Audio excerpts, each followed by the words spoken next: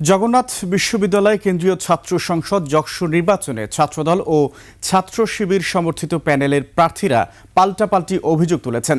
Vote গ্রহণ চলাকালে ভিন্ন সময়ে সংবাদ সম্মেলন করে অভিযোগ তুলে ধরেন তারা।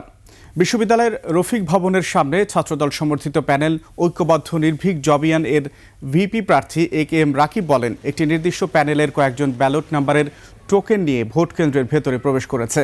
বিষয়টি সন্দেহজনক মনে হলে তাৎক্ষণিকভাবে নির্বাচন কমিশনের দৃষ্টি আকর্ষণ করা হয়। তবে শুরুতে কমিশনের পক্ষ থেকে বিষয়টি অস্বীকার করা হয় এবং বলা হয় এ ধরনের কোনো ঘটনা ঘটেনি। এদিকে শিবির সমর্থিত প্যানেলের প্রার্থীদের ওপর হামলা চেষ্টার অভিযোগ তুলে সংবাদ সম্মেলন করেছে শিবির সমর্থিত প্যানেল। তেড়ে আসার অভিযোগ উঠেছে ছাত্রদলের বিরুদ্ধে। সুষ্ঠু নির্বাচন নিয়ে শঙ্কা প্রকাশ করেন এই প্যানেলের ভিপি পদপ্রার্থী রিয়াজুল ইসলাম। তিনি বলেন, নির্বাচন কমিশন ছাত্রদলের প্রতি পক্ষপাতিত্ব করছে।